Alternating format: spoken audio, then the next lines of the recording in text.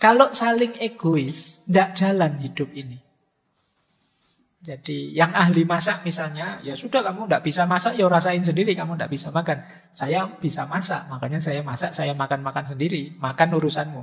Terus yang pintar masak ini terus HP-nya rusak. Minta tolong temennya, Bu, saya dibenerin HP-ku. Ya sudah, saya bisa HP untuk saya sendiri, ngapain bantu kamu? Kamu kan sudah bisa masak, saya bisa HP. Ya sudah, urusan sendiri. Kacau hidup ini. Kalau manusia itu tidak saling berkorban untuk sesamanya, bubar hidup ini. Kalau tidak ada orang yang mau berkorban, besok pagi kiamat. Kalau tidak percaya, misalnya di situ saya tulis, orang tua misalnya, anak bukan saya yang ngatur, ya urusannya Gusti Allah, punya takdir sendiri, sudah anaknya terus dicuekin. Nanti guru-guru juga begitu, ngapain aku capek-capek ngajar, ngapain aku capek-capek ngurusi murid-murid mahasiswa, wong diajar sampai capek, ya kayak gitu kelakuannya. Itu urusannya dewe-dewe. Itu kalau semuanya urusannya dewe-dewe, urusannya sendiri-sendiri, tidak ada yang mau berkorban, bubar hidup ini. Jadi salah satu sunatullah dalam hidup, kita harus mau berkorban. Manusia memang makhluk sosial. Kita tetap membutuhkan bantuan orang lain. Dan begitu juga orang lain membutuhkan bantuan kita. Ya, kita hidup di dunia ini memang harus berkorban buat orang lain, membantu orang lain. Karena nantinya pun kita bakal butuh sama mereka. Jadi kali ini kita akan melanjutkan mengaji filsafat bersama Dr. Fahrudin Faiz dengan tema heroisme di edisi Gaya Hidup. Jadi sebelum kita mulai, mari kita membaca basmalah dan simak video ini sampai habis agar bermanfaat untuk hidup kita.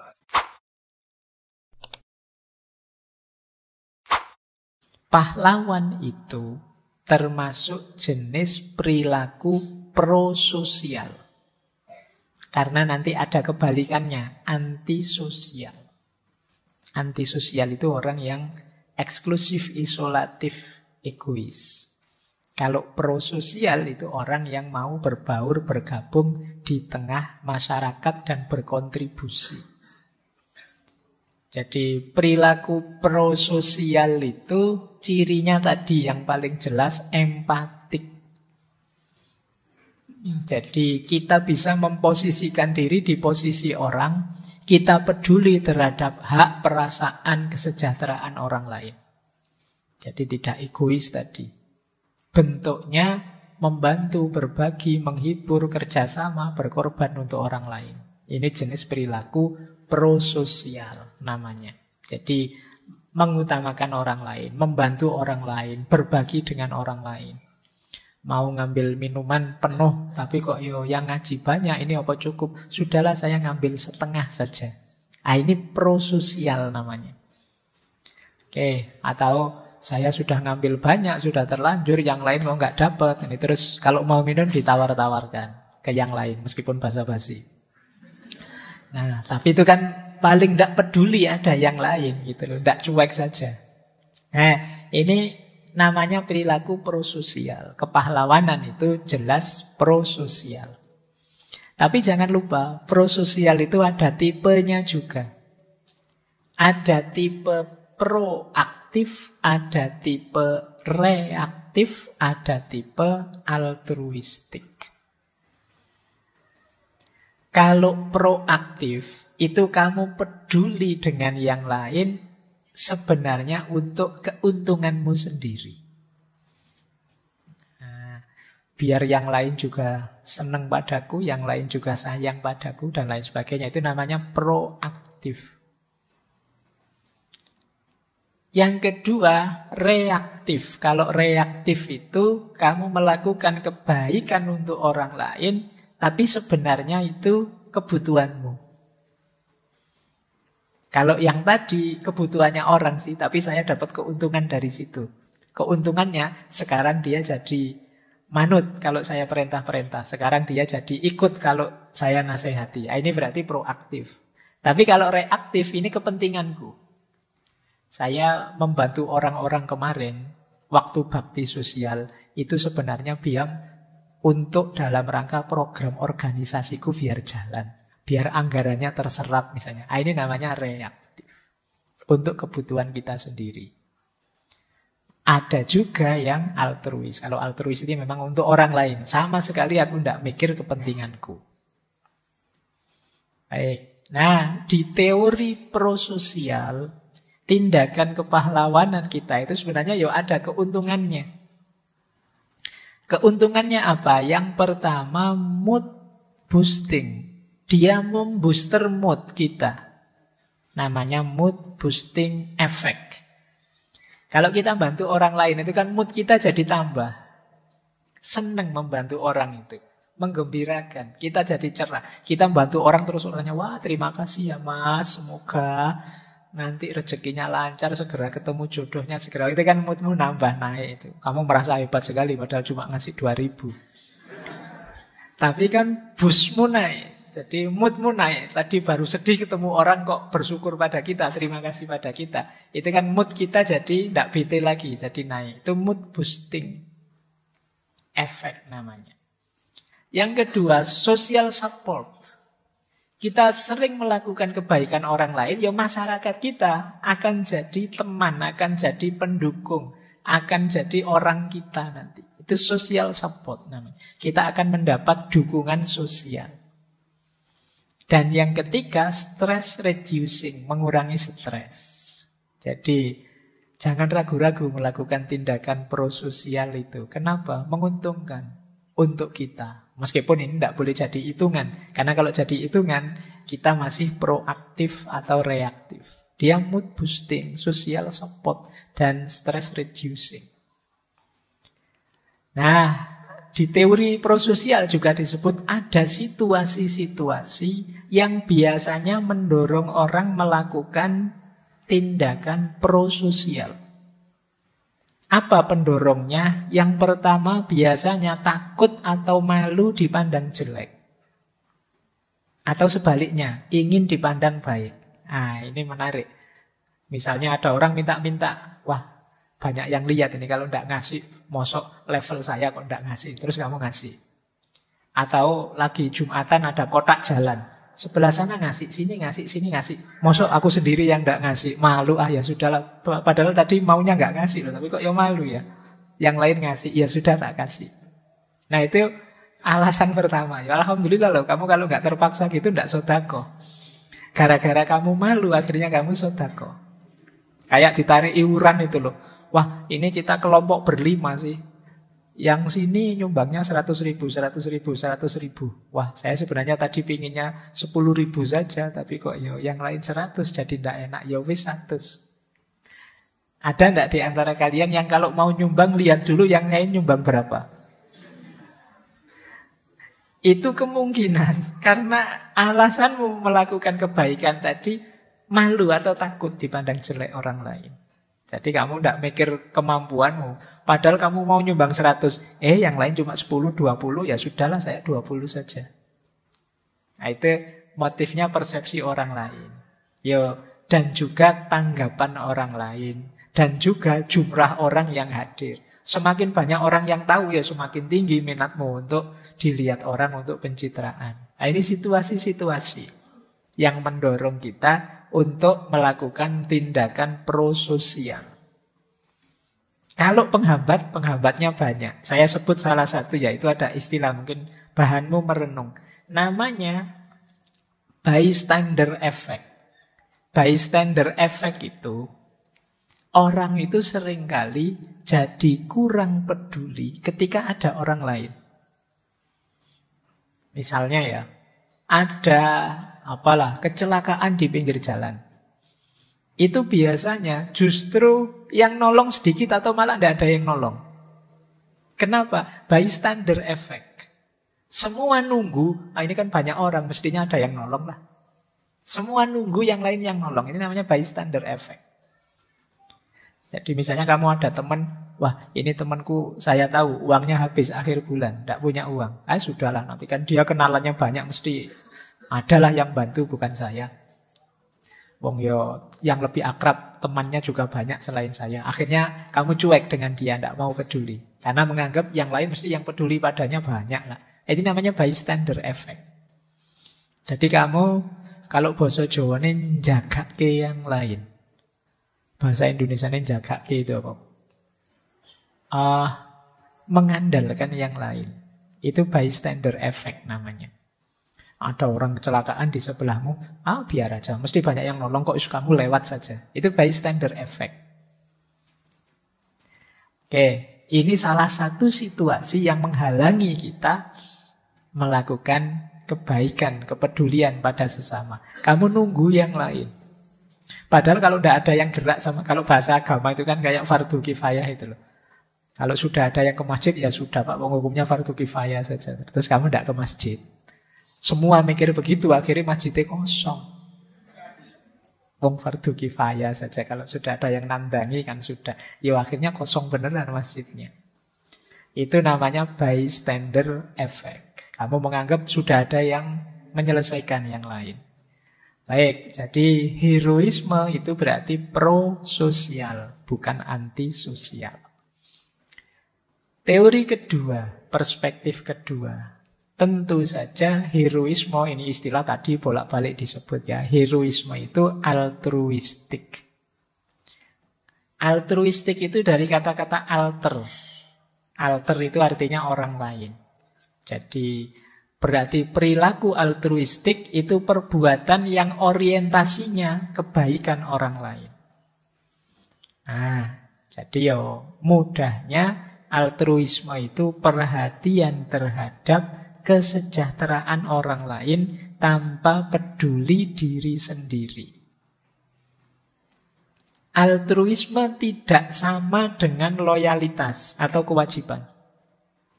Kenapa sih kamu kok membantu orang itu? Wah, undang-undangnya nyuruh saya bantu. Ayatnya memaksa saya untuk memberi sedekah misalnya. Cara berpikirmu begitu, ini tidak termasuk altruis.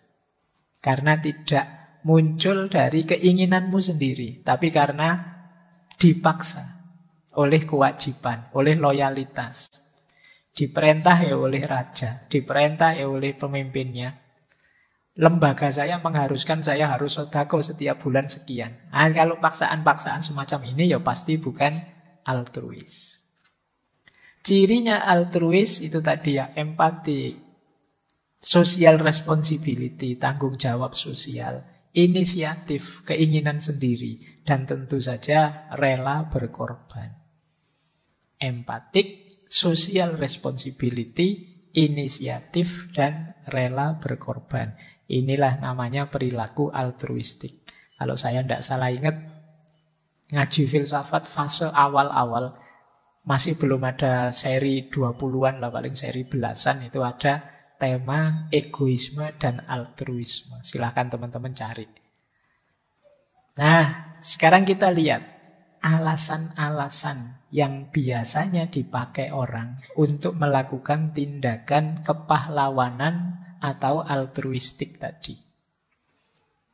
Jadi ada beberapa teori untuk menjelaskan kok ada ya orang melakukan tindakan heroik. Ada teori biologis, namanya teori kin selection. Kin selection itu, kin itu kekerabatan. Manusia itu punya kecenderungan berkorban, kemudian berjuang, kemudian perhatian pada kerabatnya, saudara-saudaranya. Ini namanya kin selection. Jadi kayak ibu tadi, kok bisa ya berkorban segitunya? Iya, karena pada anaknya sendiri. Kayak kita berkorban pada saudara kita sendiri. Jadi memang ya manusia itu fitrahnya begitu. Makanya kita kan selalu diminta, yuk kita luaskan persaudaraan kita. Jangan hanya saudara kandung, tapi juga saudara sesama daerah dong, saudara sesama bangsa dong, saudara sesama agama dong, saudara sesama manusia dong. Tidak masalah. Kalau bahkan sampai level manusia kita anggap saudara, ya mungkin saja kita lebih ringan melakukan tindakan heroik atau altruis. Kenapa? Karena manusia itu secara alami punya dorongan kin selection tadi. Kalau saudaraku ya tak bantu, tapi kalau bukan siapa-siapa ya enggak lah. Nah, tapi kalau saudaranya banyak luas, itu kan berarti bisa bantu siapa saja dengan ringan. Oke, itu teori pertama. Teori kedua dari bidang neurologi. Kalau menurut neurologi, ketika kita berbuat baik pada orang lain, nanti ada saraf-saraf otak tertentu yang menyala, yang hidup dan senang. Makanya tadi membantu orang lain itu menyenangkan. Kadang-kadang lebih menyenangkan daripada kita sendiri mencapai hal tertentu. Ibu itu gembiranya luar biasa, misalnya kalau anaknya lulus. Lebih gembira daripada anaknya sendiri. Karena anaknya begitu lulus wisuda stres.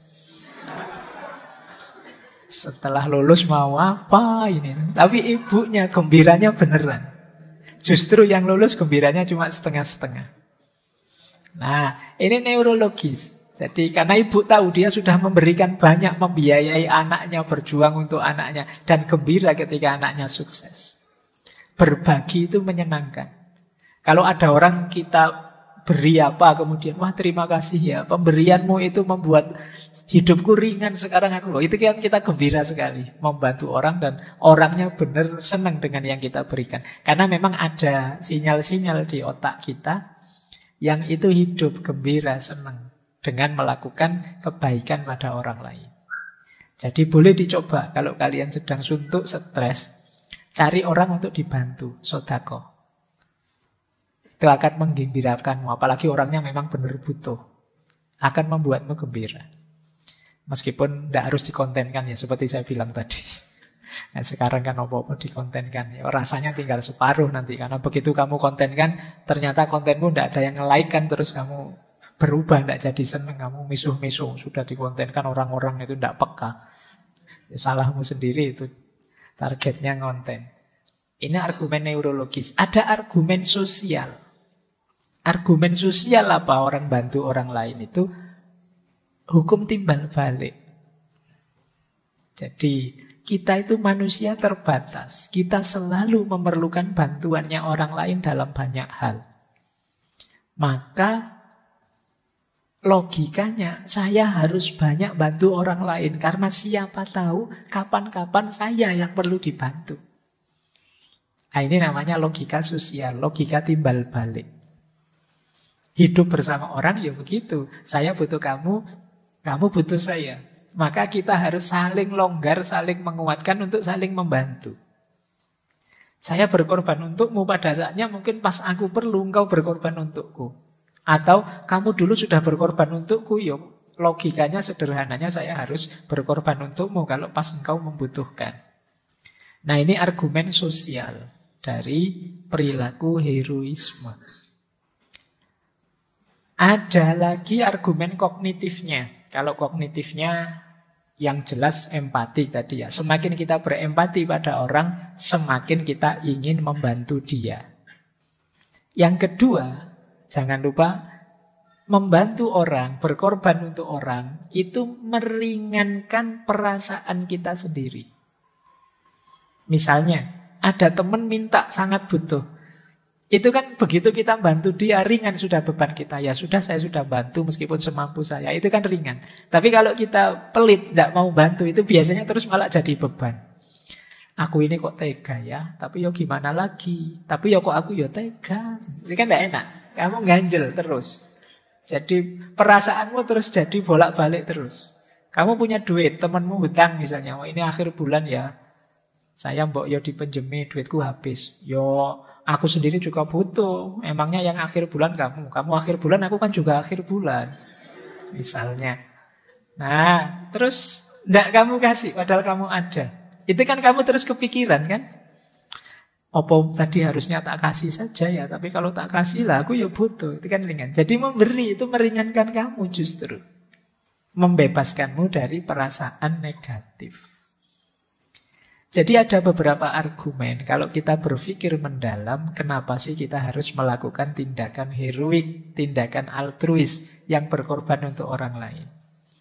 Secara biologis kita itu memang cenderung membantu, cenderung senang untuk menyelamatkan saudara-saudara sendiri demi masa depan. Secara neurologis kita gembira kalau membantu orang lain. Secara sosial kita perlu timbal balik, saling bantu dengan orang lain. Secara kognitif perasaan kita akan ringan. Dan juga empati kita akan hidup kalau kita membantu orang lain. Oke, ini beberapa argumen. Kemudian ada beberapa perspektif. Yang pertama, ternyata ini ada pandangan, heroisme itu, tindakan heroik, kepahlawanan, dan juga altruis, itu sunnatullah. Salah satu pola hidup. Jadi sunnatullah itu kan sunnahnya hidup ini. Jadi modenya hidup ini. Rumusnya alam semesta. Ada yang berteori bahwa kepahlawanan itu kan berarti kesediaan kita untuk berjuang untuk orang lain di luar diri kita, kan seperti tadi. Ini niscaya. Alasannya apa? Yang pertama, Allah itu menciptakan manusia beda-beda.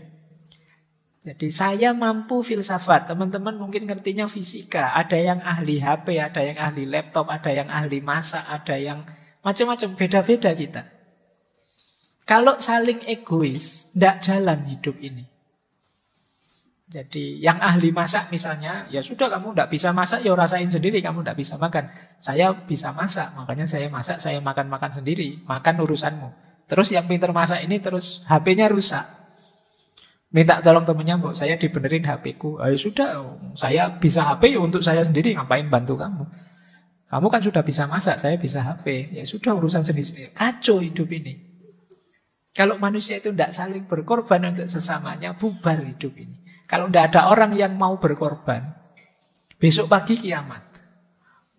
Kalau tidak percaya, misalnya di situ saya tulis, orang tua misalnya, anak bukan saya yang ngatur, ya urusannya Gusti Allah, punya takdir sendiri, sudah anaknya terus dicuekin. Nanti guru-guru juga begitu. Ngapain aku capek-capek ngajar? Ngapain aku capek-capek ngurusi murid-murid mahasiswa, wong diajar sampai capek ya kayak gitu kelakuannya. Itu urusannya dewe-dewe. Itu kalau semuanya urusannya dewe-dewe, urusannya sendiri-sendiri, tidak ada yang mau berkorban, bubar hidup ini. Jadi salah satu sunatullah dalam hidup, kita harus mau berkorban. Ngaji seperti ini apa bisa jalan kalau semuanya tidak mau berkorban? Saya tidak mau capek, Pak. Saya tidak mau repot, Pak. Apalagi saya, kalau saya tidak mau repot, bubar. Saya tidak mau, sudah. Kalau semua serba tidak mau, bubar. Justru hidup ini nyaman ketika orang saling ngalah, saling mau berkorban. Jadi ndak apa-apa wis, saya yang ngurusi ini ya, nanti kamu yang ngurusi bagian itu. Kamu rugi waktu, saya rugi tenaga, ndak apa-apa ya. Nanti teman kita yang satu itu rugi biaya, kita sama-sama berkorban. Tapi kan hidup kita nyaman. Nah, nanti ada yang membuktikan kenapa sih heroisme itu bagian dari sunatullah. Bahkan binatang-binatang pun banyak yang melakukan tindakan heroik. Di situ dicontohkan misalnya kelelawar jenis vampir. Kelelawar jenis vampir itu, meskipun kita sering bikin film itu betapa sadisnya vampir itu, tapi dia sebenarnya sangat sosial, sangat peduli. Jadi kelelawar itu bisa menghisap darah di mana, kemudian diberikan pada teman-temannya, spesiesnya yang tidak kebagian makan. Dan itu otomatis, mereka tidak butuh diceramai, tidak butuh ustadz untuk nasihati, ya mereka otomatis melakukan itu. Dari aspek ini kita kalah sama vampir, jenis kelelawar tadi. Ada lagi jenis tupai, tupai tanah itu. Dia ini sering memperingatkan, itu terjemahannya salah. Maksud tupai memperingatkan orang lain, memperingatkan tupai yang lain. Ketika ada pemangsa datang. Jadi kalau dia tahu ada pemangsa, itu dia akan memberi kode teman-temannya semua yang lain. Meskipun dengan dia memberi kode itu resikonya dia duluan yang dimangsa oleh pemangsa itu. Tapi teman-temannya yang lain selamat. Nah, ini juga contoh. Ternyata mekanisme alam itu membutuhkan heroisme. Termasuk serangga tertentu yang sering dicontohkan kan lebah dan lain-lain itu. Itu biasanya yang kelas pekerja mengorbankan dirinya untuk tidak berketurunan. Milih kerja saja untuk kelompoknya. Sementara yang bagian berketurunan Yo tugasnya bertelur saja, berketurunan saja. Bayangkan kalau pekerja-pekerjanya mogok, misalnya minta UMR-nya naik misalnya. Oh itu bisa dunia lebah kacau balau itu. Tidak dapat makan yang lain. Tapi dia berkorban, tidak berketurunan. Dia berkorban hidup hanya untuk kerja saja demi masyarakatnya. Nah ini contoh-contoh. Ternyata mekanisme alam itu secara sunatullah memang membutuhkan pengorbanan-pengorbanan. Membutuhkan tindakan-tindakan kepahlawanan. Baik. Nah perspektif selanjutnya. Kalau tadi ada sunatullah. Ada pandangan heroisme itulah sejatinya manifestasi dari kesadaran di level cinta.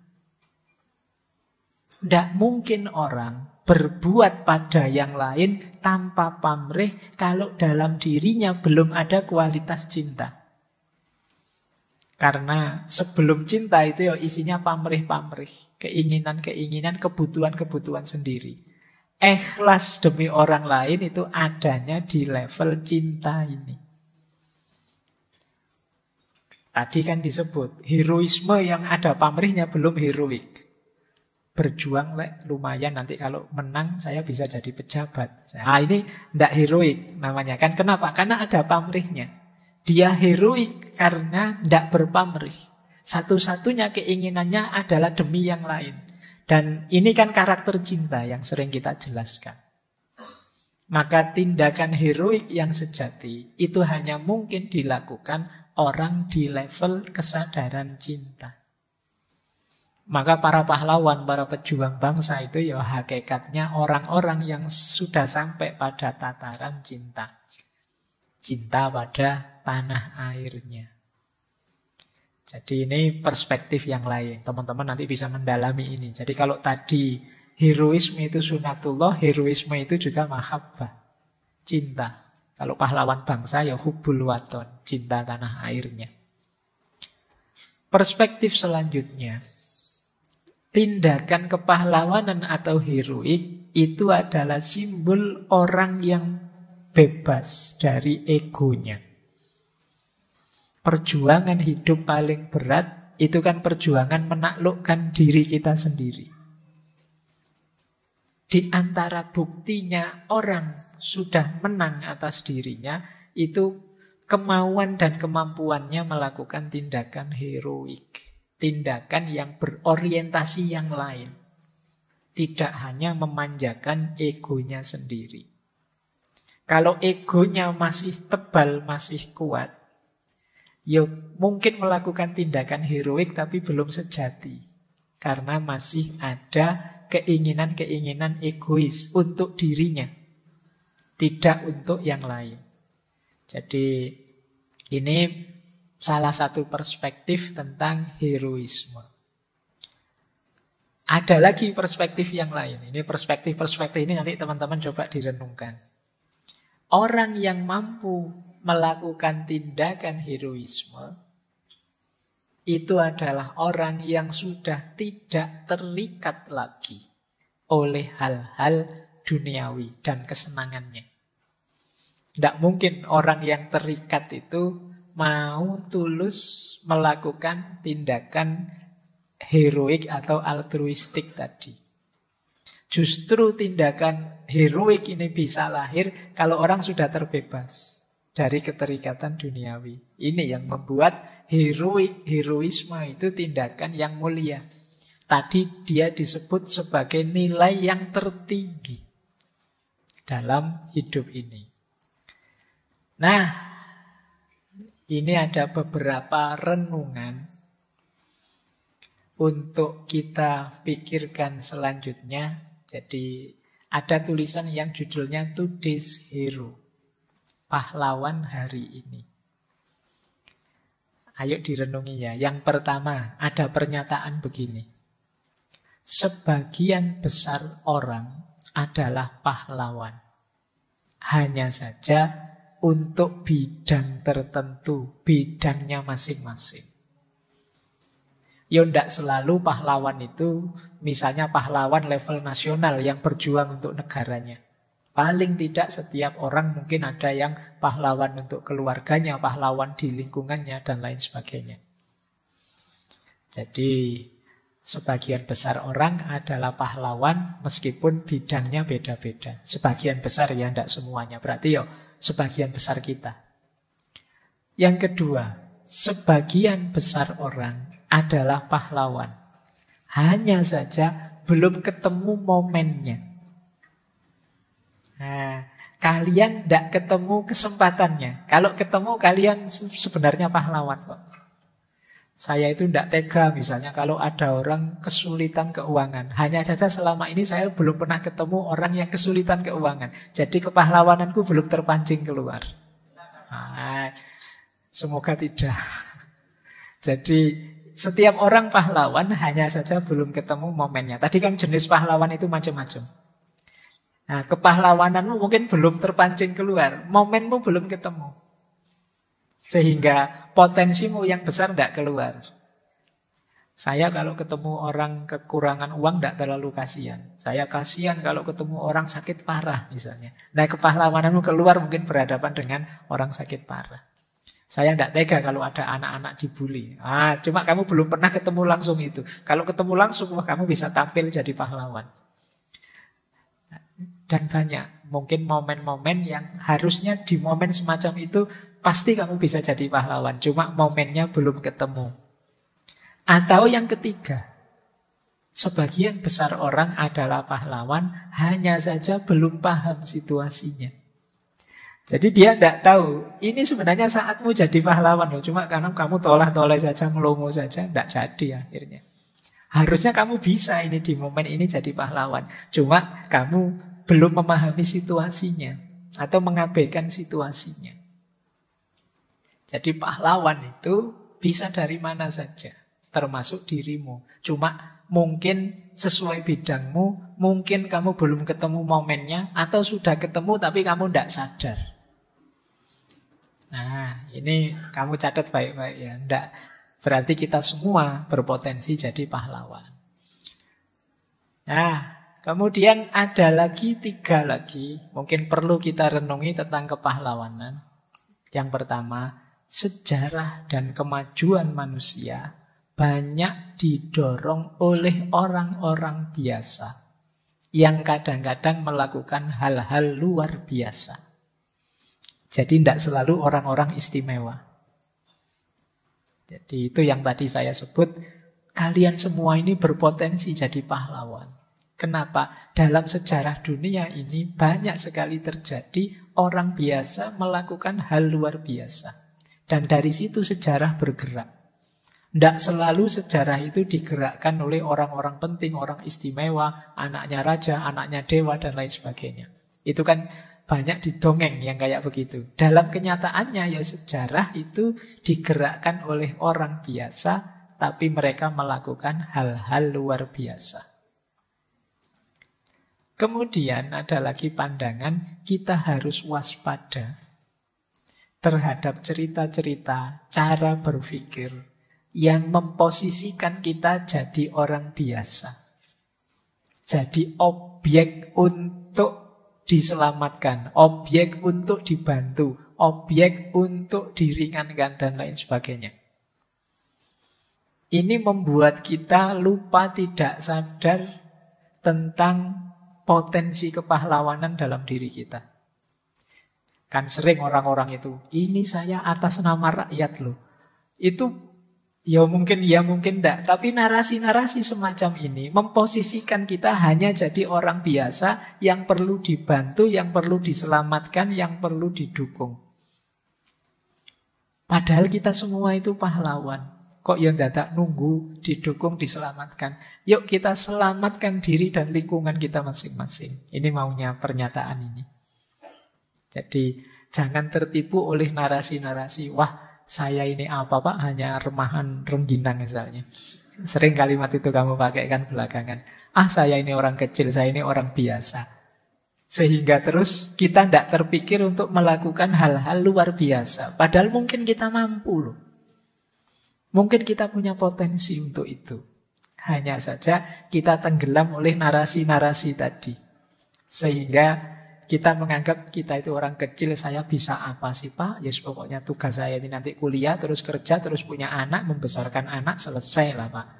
Nah, padahal mungkin banyak potensimu yang lain yang harusnya bisa kamu bangkitkan. Terakhir, peningkatan kualitas hidup kita tidak hanya bisa dicapai dengan tindakan heroik atau luar biasa, tetapi lebih banyak dengan kinerja tugas biasa saja yang sederhana sehari-hari, serta tindakan kebaikan kasih sayang yang berkesinambungan.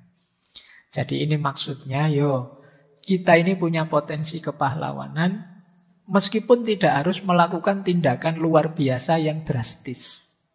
Hidup ini justru bisa kita tingkatkan kualitasnya seringkali melalui tindakan biasa-biasa yang baik, yang utama, yang itu kontinu, istiqomah, dan dari situ kualitas hidup kita meningkat. Tidak harus kita angkat senjata membuat baju runcing mau perang melawan siapa. Ya sudah tidak ada. Tidak harus terus kita drastis melakukan kegiatan luar biasa kayak para superhero melawan Thanos dan lain sebagainya. Tidak harus begitu. Hidup yang real itu lakukan saja kebaikan-kebaikan dalam jangkauanmu secara kontinu, istiqomah. Dari situlah hidup ini meningkat kualitasnya. Jangan dibayangkan pahlawan itu levelnya hanya superhero, epic hero. Banyak juga yang level everyday hero. Biasa saja, tindakan-tindakan biasa, tapi efeknya besar. Karena kita lakukan dengan resilient tadi, dengan tangguh, dengan tabah. Nah, ini beberapa catatan ya untuk kita renungi tentang kepahlawanan. Ya mungkin besok diputar lagi pas Hari Pahlawan. Biar dapat perspektif baru. Nah, silahkan kalau ada teman-teman setelah ini ingin hidup sebagai pahlawan, mengambil heroisme sebagai gaya hidup.